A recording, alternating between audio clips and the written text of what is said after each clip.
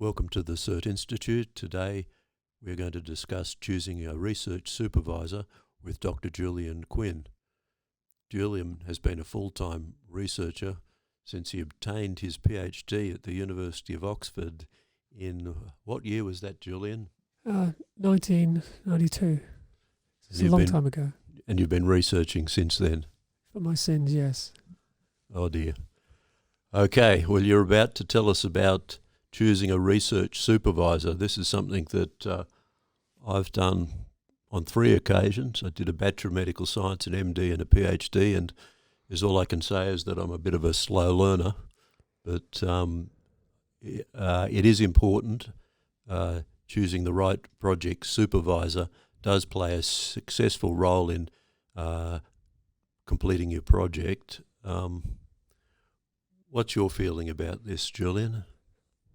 Yes, well, it's something that kind of appears as a simple task because usually you're interested in a particular project or a project area, subject matter, and you're looking for somebody who does that sort of work and does it well.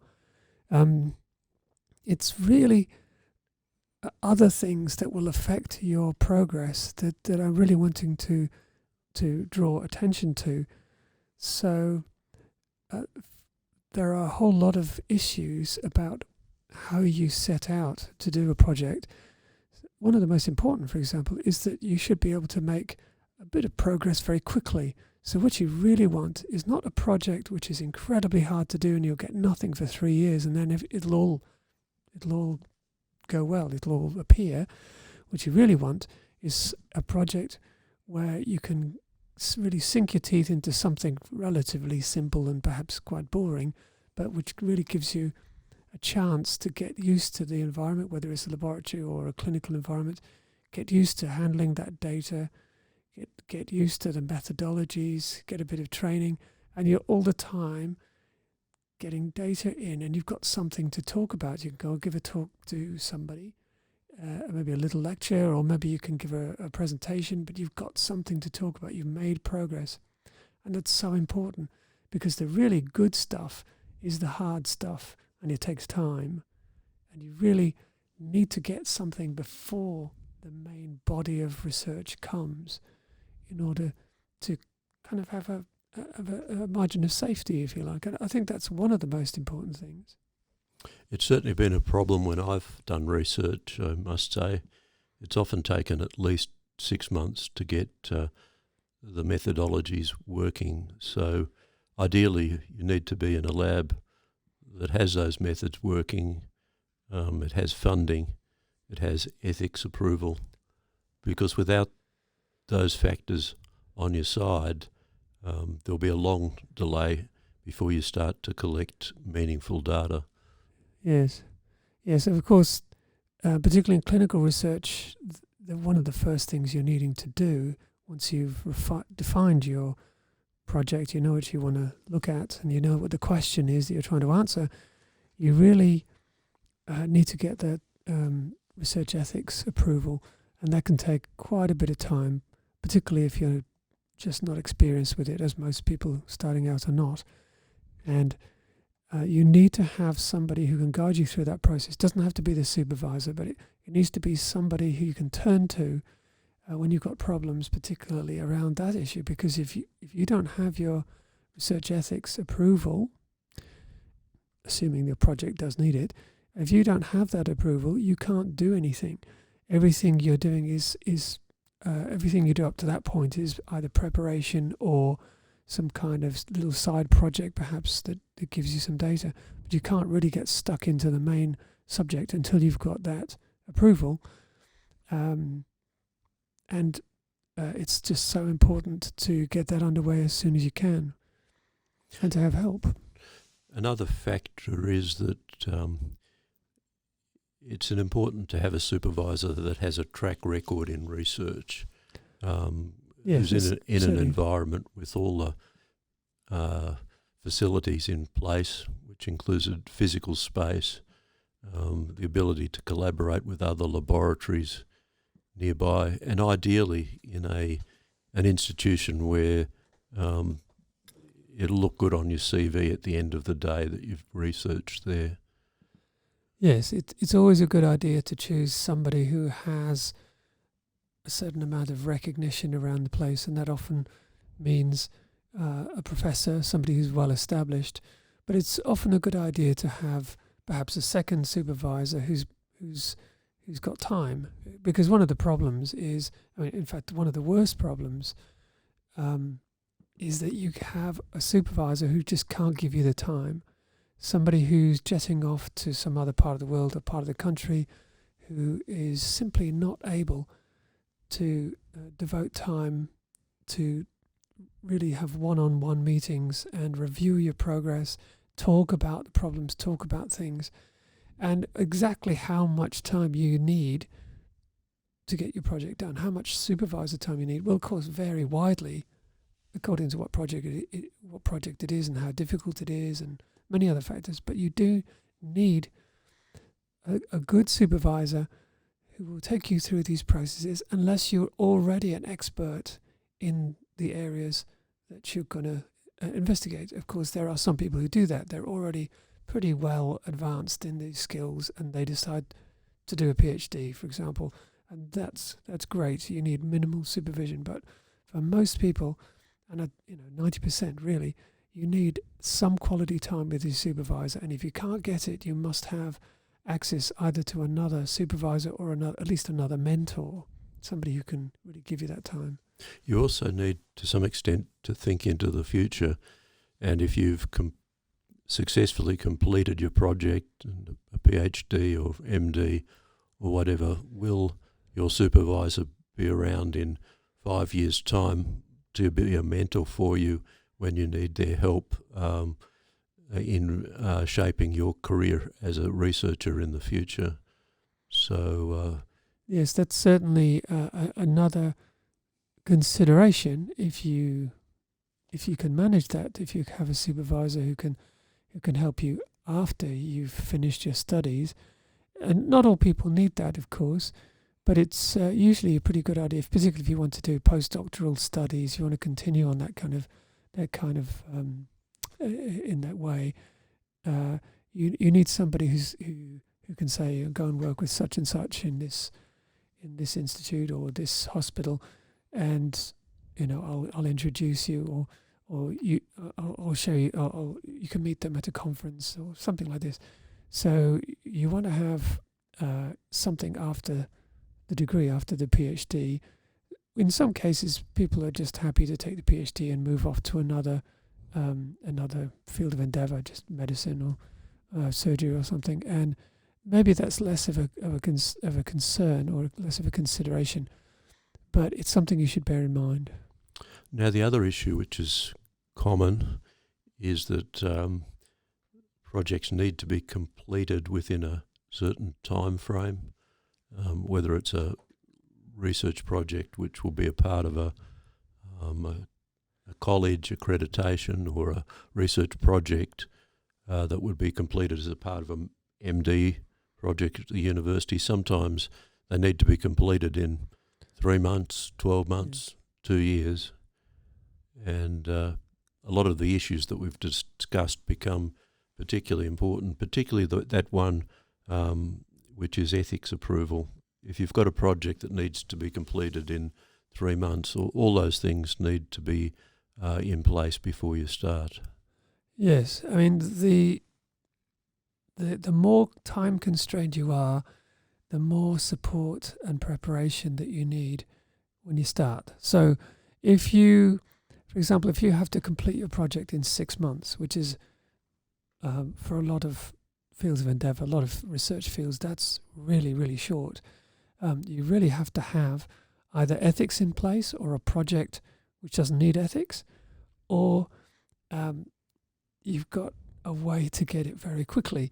And on top of that, you need to make very fast progress in getting data, getting something that you can put into your dissertation, into your report, whatever it is that you require. And that means you need more support, and it needs to have more preparation, so the project is very, very well formed. It's not some vague thing like, we've got a bit of data, just see what, if you do this analysis, see if anything comes out from that. you really just don't want that, because you may be able to complete it in the time available, but it might be a disaster in the sense that it may be completely non-significant. There's nothing to talk about, and that's the worst thing in a project. It's not just data can be negative, and you can talk about data that is non-significant or negative, but if you've got something which is in a kind of grey area, the data doesn't have enough power, it doesn't lend itself to some kind of easy conclusions, or at least clear conclusions, then you've got a real problem when it comes to writing up.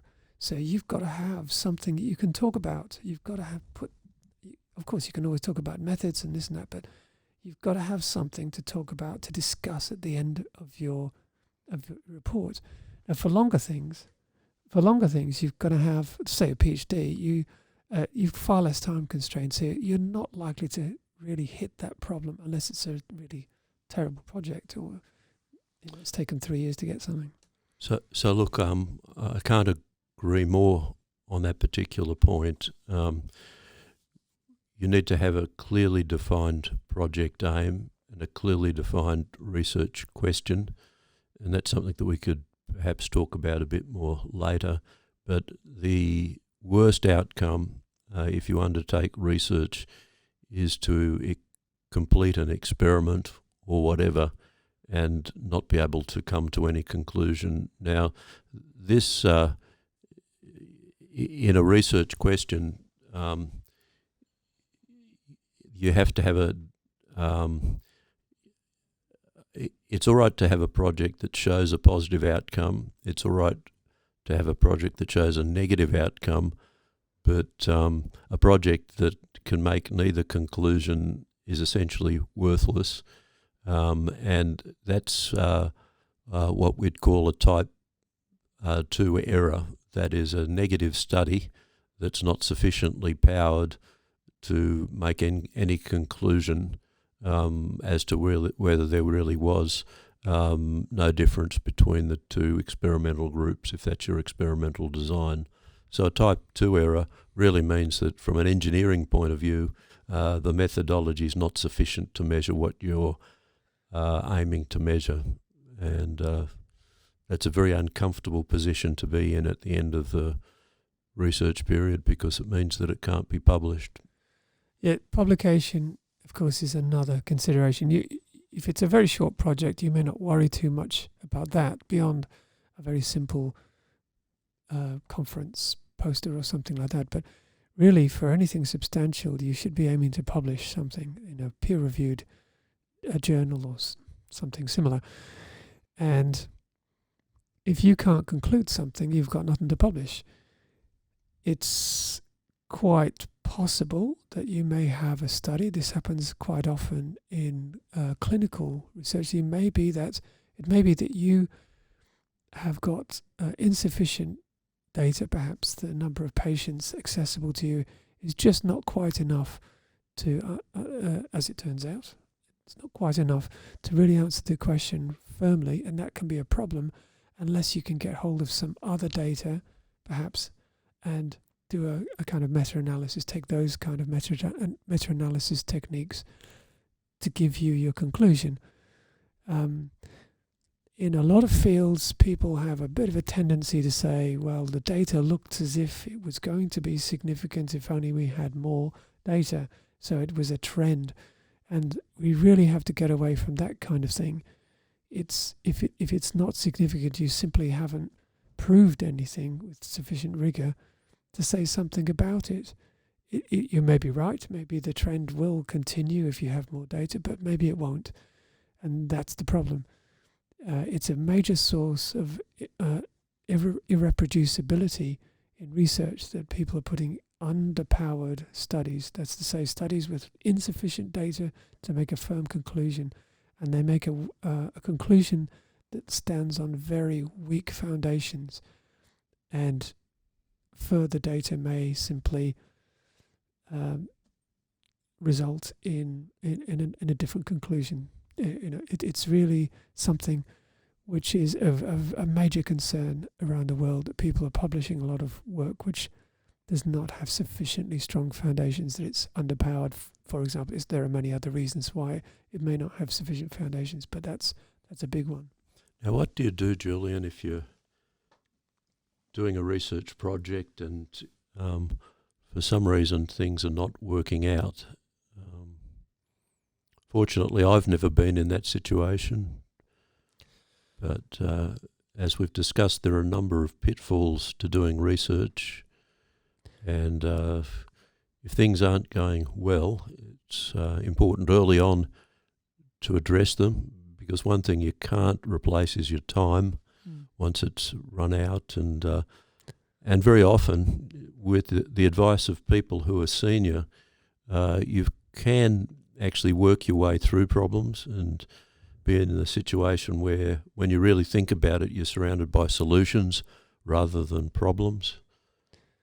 So, yes, it's perhaps a little bit difficult to generalize about problems in research because there's so many that you can have, but they can fall into a small number of groups. Sometimes it's the data is defective in some way. Perhaps you can't collect the data that you anticipated, or perhaps the data contains much more noise and is difficult to do anything with. In other cases, it's that the whole basis or the whole question that you're investigating turns out to be a little bit too vague, and you're not really able to really get to grips with the project. Perhaps there's other things, maybe the logistic problems, or perhaps the supervisor simply can't give you any time or guide you, and you just end up wasting a lot of time floundering. And I think in these cases, and with most problems, if your supervisor cannot tell you how to get out of these difficulties, then you really have to have some other source of mentorship. You need to have perhaps you need to change your project. But if you're going to change your project, you have to do it pretty smartish and early on. Perhaps you can shift the focus of the project. Perhaps you do get some data in some little part of that project that turns out to be really quite promising, but the rest of it is, a disaster. So, what would you do? Of course, you turn and focus on that data that looks promising, and perhaps refashion, with the help of your supervisor, refashion your project and try and make that the core of your project. Of course, it may mean you have to change a little bit what the research question is about, or what the aims of the project is about, and that has to be done with great care, because it wasn't how you started. If things are really quite serious, then it may simply be a case that you're better to pause your project, and that, of course, depends on the institution where you are doing the work as to how that's done. So if you may want to pause the project so that you can have a bit of breathing space and find some alternative approach, because it's your problem, it's your project, and you may need help to do it, and probably you will, and you should get it. This is the key thing. You should get that help. But it's your responsibility to make sure that your project is finished. Nobody's going to finish it for you.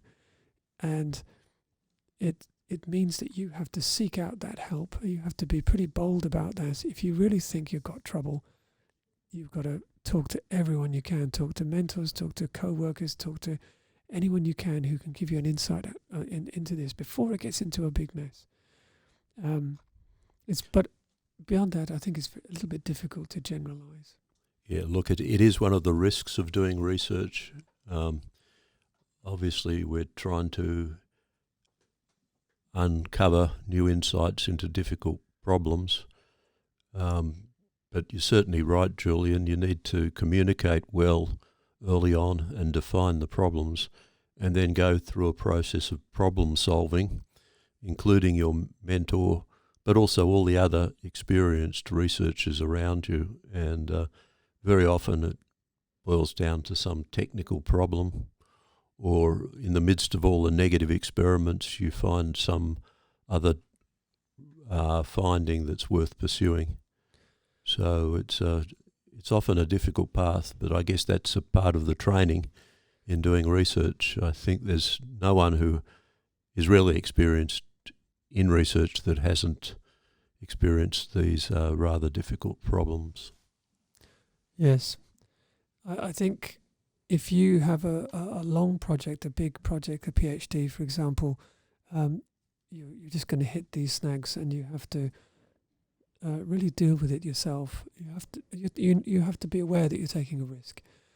For short projects, well, it needs that structure to reduce the risk that you're taking. It needs some kind of backing. It needs, it needs ethics perhaps already to be in place. It needs the research question. It needs the design of the project to be in a good state so that you can jump in and make progress quickly and do some good stuff. Any case, look, as we said at the beginning, we work in the SERT Institute at North Shore, and if you're a junior surgical researcher, we're more than happy to try and give you advice. We're very happy to give any help that we can to researchers around here who need it. And we're located in the anaesthetic department on the 4th floor of the acute services building. Yes, in Ward 4B, next to the anaesthetics front desk, which is 4B is near to the